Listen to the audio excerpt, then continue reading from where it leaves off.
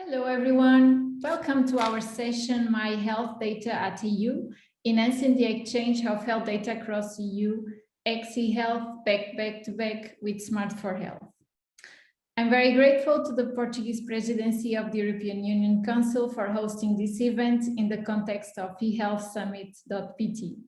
I'm Isabel Meneses. I work at SPMS as a senior project manager, and I have the pleasure of moderating this roundtable. I'm joined by Diogo Martins. He's International Project Coordinator at SPMS, and today is acting as ehealth Project Coordinator.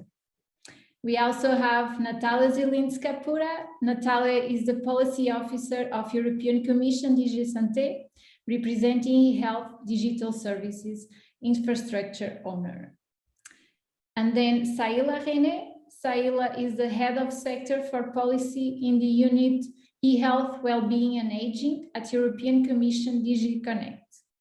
And finally, but certainly not least, Ricardo Gonçalves, Director at Uninova and Dean of International Affairs, Faculty of Science and Technology at Nova University, today representing Smart for Health Project Coordination. Welcome all, and it's great to have you here. We will try to make this next half an hour exciting and insightful for all of you. And our aim is to discuss the important initiatives that have been promoting the exchange of health data and enable citizens to access and share their health data with healthcare professionals across borders. So, to unlock this flow of health data across borders, the European Commission published a recommendation on European Electronic Health Record Exchange format in February 2019. This recommendation was key to contribute to the further development of eHealth digital services infrastructure. eHealth and Smart for Health are two projects that are playing a great role in the development of the refinement of eHealth European interoperability framework. So, Diogo, in your vision as eHealth Project Coordinator, can you give us a brief introduction on the project, how it is contributing to this uniform interoperable data sharing format framework? Thank you so much for that, Isabel, for the introduction and of course for the question. I have prepared a couple of slides that will try to answer to your question. So in terms of the brief note, I want, let's say, for you to keep an attention that one of the project backgrounds that we had, it was exactly the recommendation that were referred. That for us, it was very important, these three important pillars. How can the citizen secure access to health data across border and at the national level? How can we go ahead with this personalized medicine through a shared European data infrastructure? And of course, our main output, it is really to get the citizen empowerment and to have an important role by our European citizens in order to have a high quality in terms of healthcare delivery. In terms of, in the next upcoming moments, I'm going to share with you what it is the project aims. And one of our specific objectives, it is really the improvement of healthcare quality and safety for the citizens. How can we facilitate the interaction between patients and healthcare providers, and really to contribute to the standardization and harmonization of eHealth services around the EU? And one of our main processes, it is really to advance an European health services infrastructure.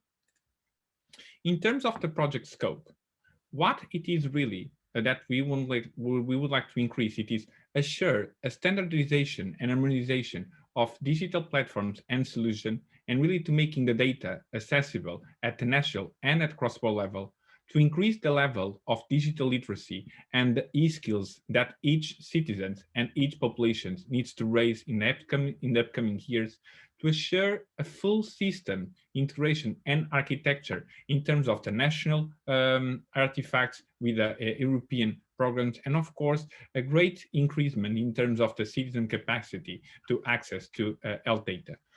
What it is Cross eHealth about? Cross eHealth, it is about to develop a common foundations on a common framework to exchange health data in terms of medical images, discharge letters, laboratory results, and rare diseases at the European level.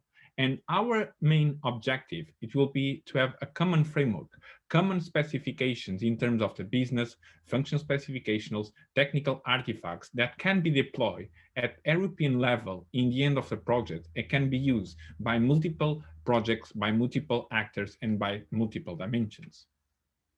In the end, what we really would like to have, it is to build a strong collaboration and community. And this is really in line with your thought and your question, Isabel. It is to promote the use of a common standards and ICT assets to contribute to the defragmentation of digital health services around the EU.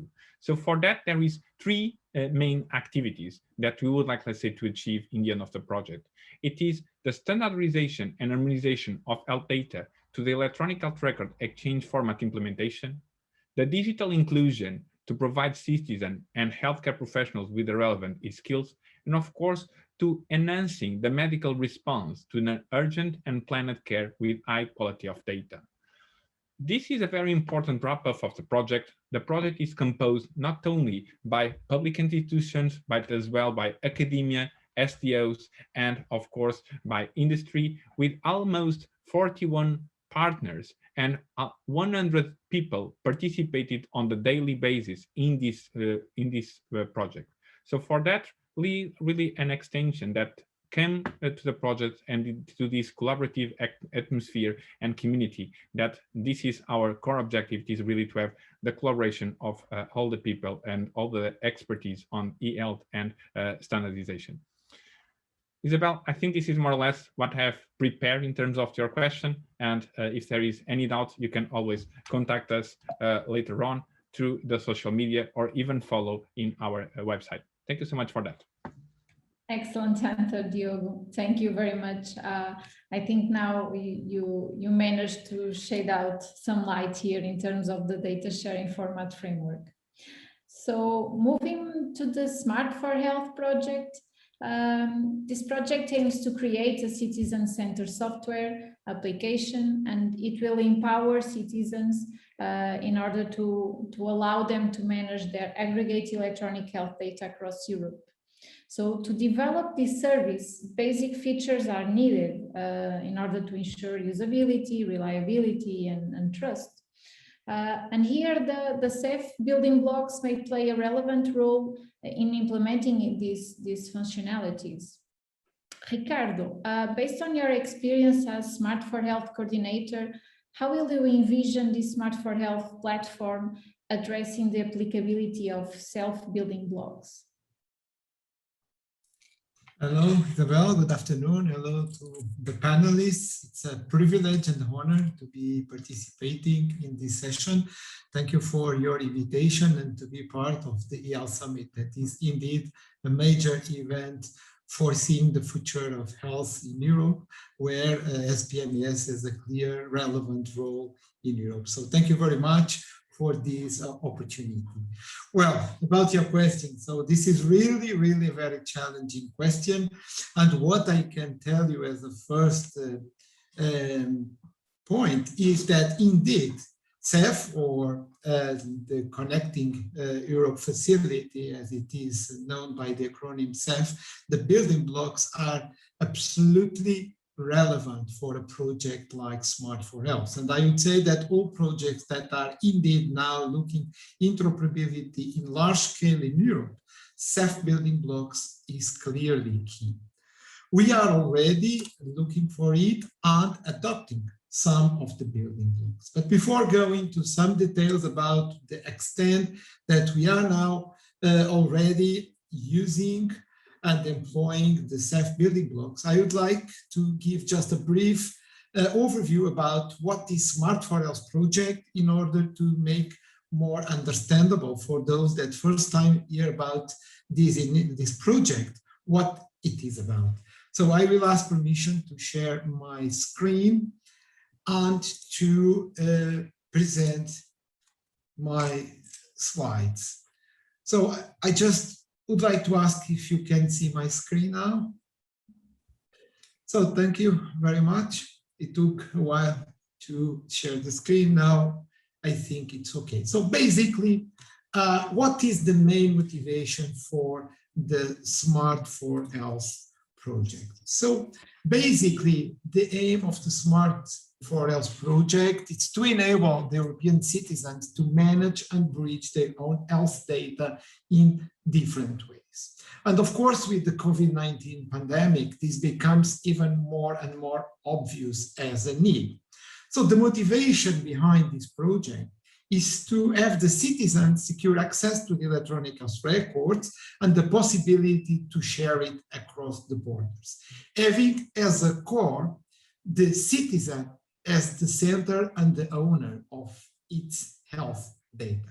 So supporting data infrastructure to advance research, disease prevention, and personalized health and care is part of the strategy. This as a complement for all the big effort that is ongoing now in Europe.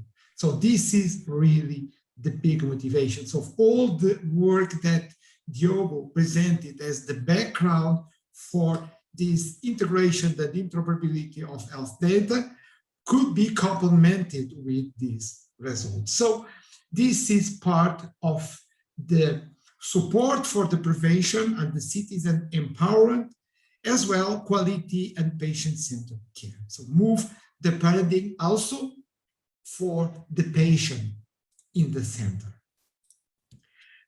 In terms of overview, basically, the intention is to have this citizen-centered approach where the citizen can obtain his own personal data in digital format, can store and manage your health own data securely, as well it can share its own health data easily with healthcare professionals or any other trusted ones, and also can make its health data accessible for research. For example, giving, donating its own data under, of course, all the rules of security, ethics, privacy to the organizations that intend to develop the research in top of it.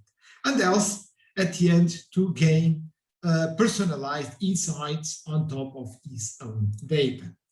In terms of use cases, one of the cases that is really very relevant for us is a use case that is cross-border, where to use tourists and local citizens melted is really very relevant.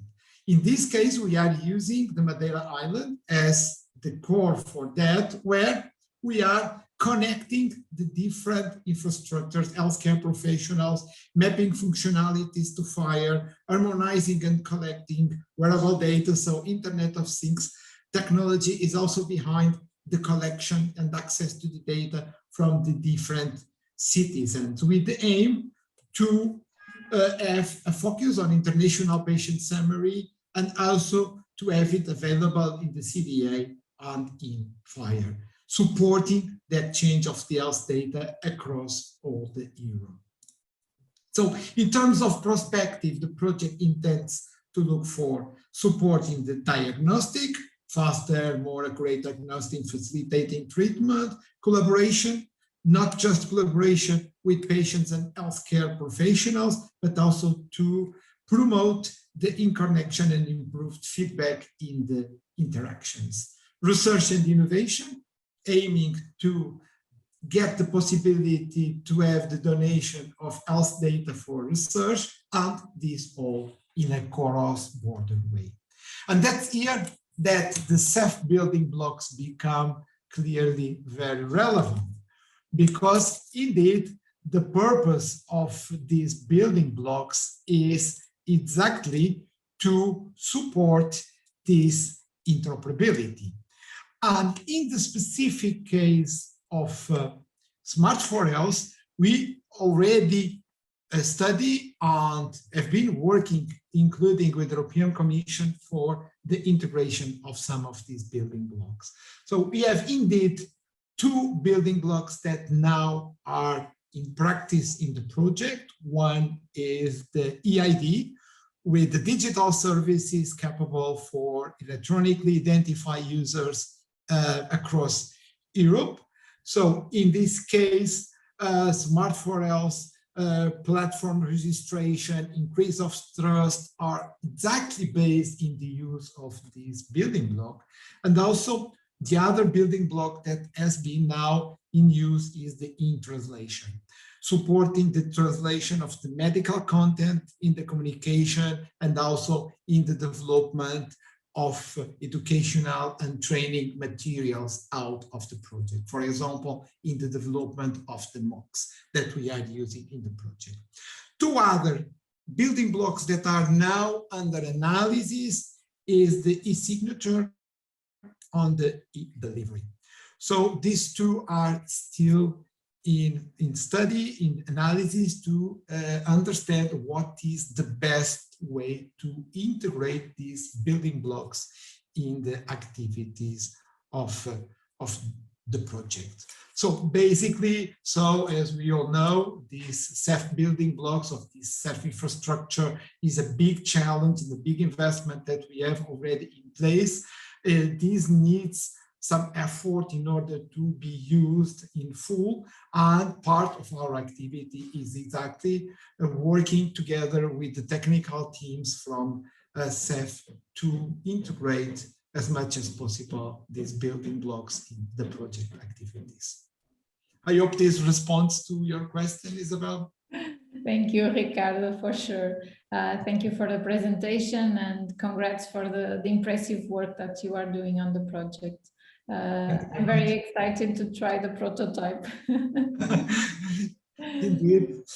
And for sure, this collaboration that we have and these synergies with SPMS and with the cross ELs, I call it cross ELs, I saw you are calling ehealth, but okay, your coordination action, I'm sure will be very, very relevant, not just for Portugal, but also for Europe in whole. For sure. So moving from the future to the past, if you rewind here 10 years ago, European member states did not have not an infrastructure to collect health data, have a patient summary or a prescription services being exchanged. Natalia, would you like to give us here some insights based on DG SANTE's work on the cross-border sharing health data, and if possible, highlighting the future perspectives to face this rapid pace of technology and to drive towards a sustainable health system? Yes, Isabel, thank you very much. And thank you for giving me this unique opportunity to present to such a broad audience what are the means actually in place for us, all of us, European citizens, to already exchange our data across the borders within the European Union.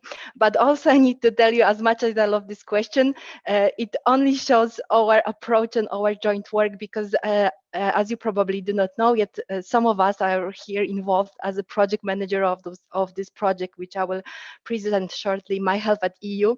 And of course, we could, you will see in the one moment, we could already congratulate ourselves the great outcomes and fighting for our citizens. But as you heard the second part of the question of Isabel, what are the next steps? What is the future and what we will do furthermore, you know, even for me and you and all of us to use our data to help us actually in the European Union. So thank you for that. And I have the answer for that. So I will start. So I'm here to talk about Myhealthdata EU system. I hope you already know it because it's a very important system which gives me and you the access to our e-prescription and patient summaries when we are traveling abroad within the European Union. So imagine for now the patients, people actually, those are not patients, people from Estonia, Finland or Croatia, they can travel safely for their vacations to Portugal, and whenever they will need to dispense their e-prescription in this country, in Portugal, being on vacations, they can do it because the system will allow them, will transfer the data from their home country they will receive their medication in Portugal, and also their home country will get the information that the medicines were dispensed in the other country. I think it's the most important, it might be from the chronically ill patients, you know, with the chronic disease who has this repetitive prescription, or when we travel suddenly and we didn't manage to dispense our prescription in our home country before we traveled, so we can feel safe and the doctors can see our data translated to the other language. And this is already happening, and we can all already use it. And this is the same with the access to the patient summary. The situation here is a bit more sad, I would say, because to use our patient summary now, we need to something unpleasant to happen to us when we are traveling abroad. Of course, when we are traveling, we never think that something like that might occur. It's something which we actually, I think it's a human mind. We try to think of all the best, but we never know. And if we break our leg or something happens and we get to the ER being on our business trip or vacations with family, when we get there, the doctor from this country can have our documentation from our country of origin transferred to the place where we are now. That the informations there are related to such an aspects like our allergies, current medication, previous illness, surgeries, or the medical devices implemented in us, they will be translated to the language of the doctor, and he will see immediately what is our status as a person. You know, this will significantly speed up our treatment, and we can feel safe. So as you can see, what we already have in place has the main benefit I will highlight is that it empowers citizens. It empowers me and you by giving us the secure access to our health data when we are traveling abroad. We can feel safe. But what is also there on this administrative and government level is it's a great cooperation and synergies between all the member states and between member states and the Commission, because we build this system together. How we did this, I will shortly show you so you could understand, because it also tackles the point which you mentioned, Isabel, in your question about this obsolete infrastructure and how we will make sure that we are still on top of our actions and that it will not get outdated. So look at Finland. When Finnish citizens would like, Finland would like to enable their patients to exchange their data with other countries, they need to set up the gateway, the system which is the gateway, which is called the National Contact Point for eHealth Node. And this system is composed for the component for exchanging the data of Finnish citizens. It's called NCPA. And of course, what Finland has to do, Finland needs to connect their national infrastructure and clinical document repository to this European gateway to enable the exchange of the data. So it means whatever improvement it is at the national level, still the connection with the NCP needs to be ensured. But also Finland would like to be polite and helpful to the people who are visiting Finland. So they would like to help people to whom the other country citizens who are in Finland and something might happen to them. So they will request then the data about those citizens from their country of origin. And for this, they need to set up the national contact point for B, and they need to integrate it with their healthcare professionals portal in the pharmacies and point of cares in their country.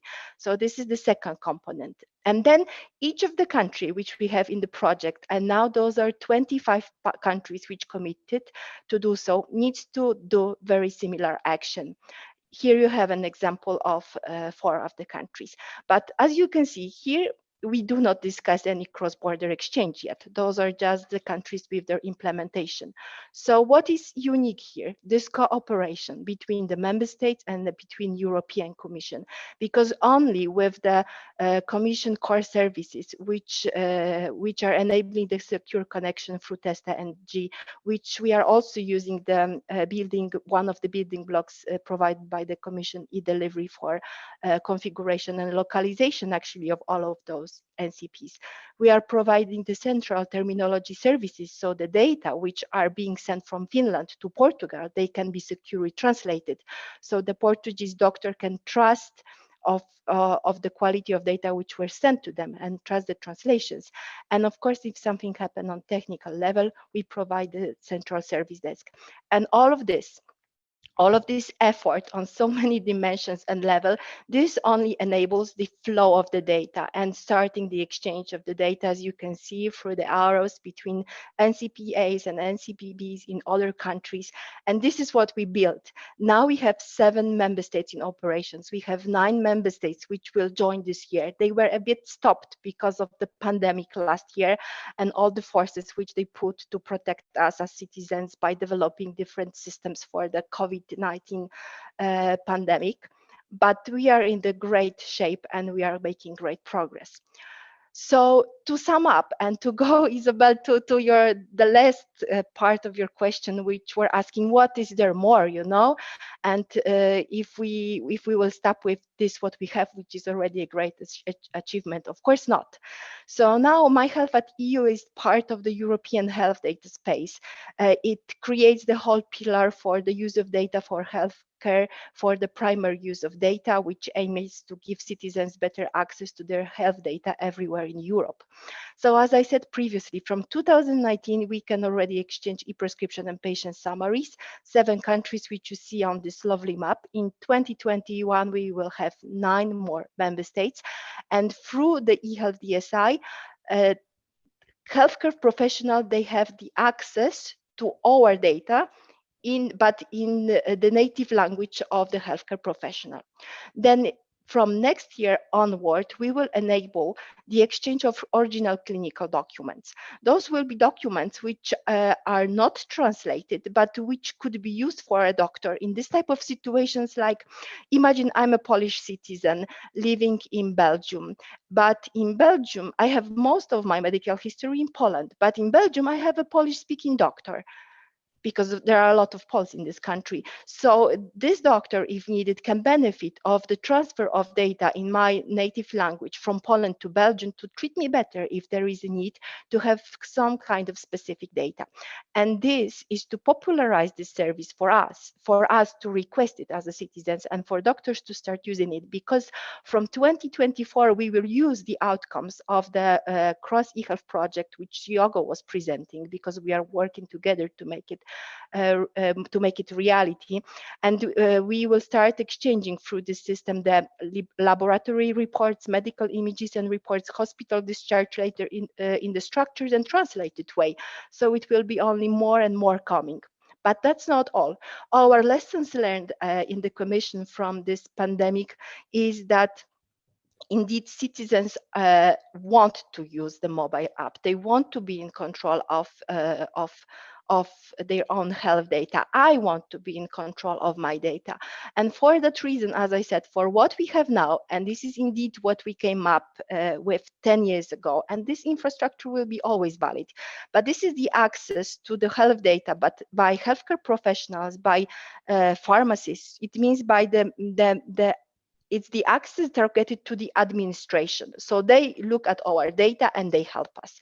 But what we see now is that the access to the patients, direct access to our translated data is also needed, especially in the means of the app. And as now we have quite an experience with building the COVID apps, gateways, or digital green certificates, we are also investigated to give patients direct access to eHealth DSI, so we can all travel with our data on our mobiles. So this is also to come. Thank you very much. Thank you, Natalia, for explaining the eHDSI in such a straightforward way. It's not easy, but you made it very clear. And congrats for the outstanding work. We hope to have the 27 countries on board very soon. Thank you. So as we've been discussing, one of the priorities of this digital transformation of healthcare and data is to enable the citizens to securely access and share their health data across borders. In this regard, I will drop the last question to Saila. What efforts have been led by the European Commission to promote this citizen trust and cybersecurity that potentiates the adoption of health data exchange services? Thank you very much for your question, Isabel, and for the invitation to this panel. To complement these extremely interesting and relevant presentations of projects and infrastructure initiatives, I would like to say a few words about the policy actions in this area. So the Commission is indeed driving multiple aspects of digital transformation of health and care and enabling a resilient and privacy-protecting trustworthy digital single market for health across Europe. To further unlock the data for use, the European Data Strategy was published in February last year. And this strategy addresses various issues around data availability, not only within one sector such as health, but also across sectors in Europe. The strategy also highlights the importance of having European data processing and storage solutions in place to unlock data at a large scale in order to really expand the data availability across Europe. There are also, of course, some legal and technical barriers that need to be addressed within sectors and across sectors, and these barriers include in particular standardization and interoperability that we have been discussing in this session quite a lot.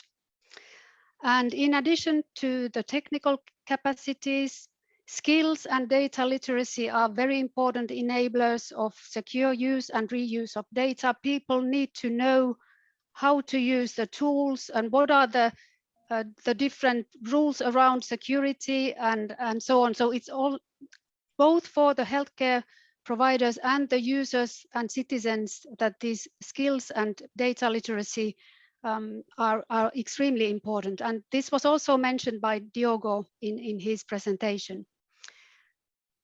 The Commission published in November 2020 a proposal for regulation on data governance to boost data sharing across sectors and across member states. This is a very important initiative, and when we look at the health sector, one of the very interesting proposals within this regulation is to make available data based on data altruism, which could be of particular relevance for health data and for citizens to be in charge of their own data and to have the possibility of donating their data for research, for example. The enablers of the governance framework include also investments under the digital program in European data spaces and federated cloud infrastructures to really have all the capacities in place to make this happen on a large scale. The health sector and health data space require specific attention and measures, of course, because we are talking about people's sensitive personal data. And that's why sector-specific regulatory framework is currently under consideration for health to enable secure and trusted use and reuse of health data. Trust is a fundamental value for the uptake and effectiveness of digital health, and the Commission has been taking a number of actions to reinforce trust in digital health. One of them is the recommendation on European electronic health record exchange format that was already discussed, but there are many other initiatives and regulatory work that are also of great relevance here. For example, the directive on security of network and information systems, the general data protection regulation, we have the e-privacy directive, eIDAS regulation and Cybersecurity Act, to mention the most important ones. And in addition to these, the Commission has provided considerable funding for a number of research, innovation and large-scale testing and deployment projects, such as Smart for Health under H2020, and then of course ehealth as well, which is a very important coordination and support action in this area. When we talk about vulnerability and cybersecurity concerns, of course, they are particularly relevant here because of the sensitivity of health data, combined with an increasing reliance on such data and also the increasing dependency of the sector on network and information systems. So the Digital Europe program is planning to support deployment of healthcare infrastructure that can meet the trust requirements of the very sensitive data sets, to make health data securely accessible across the EU, and to support the uptake of cybersecurity technologies and approaches, both at European and national levels, and to set up testing and experimentation facilities for healthcare. The support for cybersecurity in the health sector has the main focus on enhancing the resilience in the healthcare domain, and also here the skills and training, as well as awareness raising of prime importance, and the focus is very much there also when it comes to cybersecurity. I think we have already also said and discussed that the potential of digital applications and data to improve health and care provision is really remarkable. So we are really talking about substantial improvements that the digital solutions can bring, for example, to foster efficient and integrated health systems, personalized health research, diagnosis and treatment, and also prevention and citizen-centered health services. Digital tools and data can be used for empowering people, as we have seen, to monitor their own health, adapt their lifestyle, and interact with their doctors and carers, receiving and providing feedback. So it can be a two-way feedback, let's say. It is also important to facilitate the supply of innovative digital solutions, including by SMEs, and to support the uptake of such solutions by healthcare authorities and providers using dedicated funding instruments that we have on offer, such as public procurement of innovation and pre-commercial procurement. The pandemic has led to a stronger appreciation of the value of digital and health data sharing in the response to the COVID crisis, as well as in maintaining the resilience of health and care systems. And it has also shown how quickly we can take on new technologies when we really want to, like also Natalia was referring to these possibilities of opening the eHealth DSI for citizens as a result of what we have been doing to address the COVID-19 crisis in terms of interoperability of contact tracing apps and the digital green certificates. I think it's a very good example of such sort of possibilities that open up due to the emergency measures that we have taken during the pandemic. So that's why it is all the more important to enable a resilient and privacy protecting digital single market for health across Europe. Thanks a lot. Thank you, Salima. It was a remarkable explanation. Let's try to tackle together these challenges and barriers and take the most of our collaboration. So since the clock is ticking, I think with that we should end here this panel, and quickly I will wrap up what we have been seeing. So today we overview two important projects, as well as the work of the European Commission, and they are building the pathway towards innovation and sustainability of our health systems. It's important to have an adequate data protection. This is really key to have the cross-border health threats managed. We have seen as with the COVID-19, this is also relevant to have an efficient information exchange between the European Union countries. And so I would like to thank the speakers for your time. It was a great pleasure to have you here, and I'm sure that this session will add value and contributes to the success of the Health Summit. Thank you all.